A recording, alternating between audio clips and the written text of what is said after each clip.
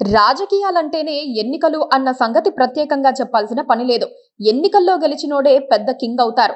ప్రస్తుత పరిస్థితిలో గెలిచిన పార్టీకి అన్ని రకాలుగా ప్రయోజనాలు కలుగుతాయి. అసెంబ్లీ ఎన్నికల్లో గెలిచిన పార్టీ లేదా కూటమికి స్థానిక ఎన్నికలు సహా ఎలాంటి ఉప ఎన్నికలోనైనా విజయం సాధించే అవకాశం ఉంటుంది. వైసీపీ అధినేత జగన్మోహన్ రెడ్డి మాత్రం ఏటికి ఎదురుది స్థానిక పోరులో వైసీపీని విజయ తీరాలకు చేర్చాలనుకుంటున్నారు. అధికార కూటమికి ఉన్న సర్కారీ బలాన్ని సైతం సవాలు చేసి స్థానిక ఎన్నికల్లో గెలవాలని జగన్ రెడ్డి స్కెచ్ వేస్తున్నారు.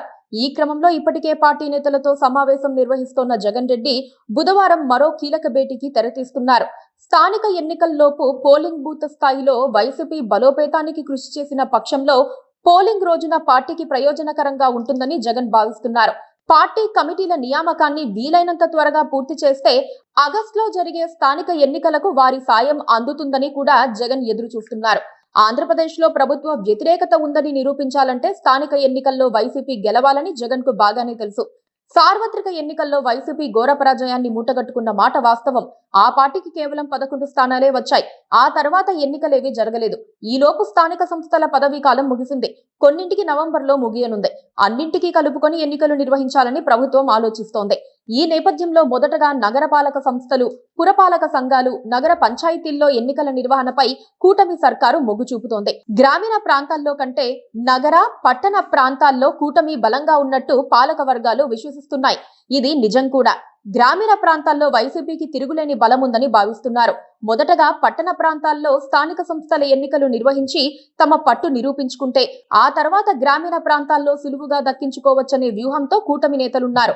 అందుకే అర్బన్ లోకల్ బాడీస్ లో వార్డుల పునర్విభజన ప్రక్రియను కూటమి ప్రభుత్వం వేగవంతం చేసింది. ఆ పని పూర్తయితే ఆగస్టు లేదా సెప్టెంబర్లో పట్టణ స్థానిక సంస్థల ఎన్నికలు జరుగుతాయి.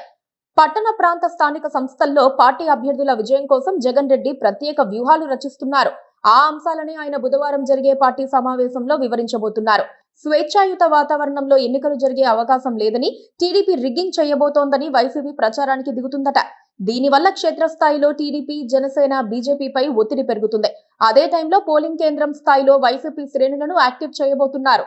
క్యాడర్ బలంగా ఉంటే టీడీపీని ఢీకొట్టడం కష్టమేమీ కాదని వైసీపీ వర్గాలు అంటున్నాయి. క్షేత్రస్థాయిలో వైసీపీకి ఇప్పుడు నిధుల కొరత ఉంది. పార్టీ నేతలు 2019 ఎన్నికల్లోనే తమ వద్ద ఉన్న డబ్బు మొత్తాన్ని ఖర్చు చేశారు. ఇప్పుడు స్థానిక ఎన్నికల్లో ఖర్చు చేసేందుకు వారి వద్ద డబ్బులు లేవు. అందుకే పార్టీ ద్వితీయ శ్రేణి నేతలు మొహం చాటేసే ప్రమాదం ఉంది. డబ్బుల సంగతి నేను చూసుకుంటా, పార్టీ అభ్యర్థులను గెలిపించే బాధ్యత మీరు తీసుకోండి అని జగన్ రెడ్డి తన అనుచరులకు చెప్పబోతున్నారు.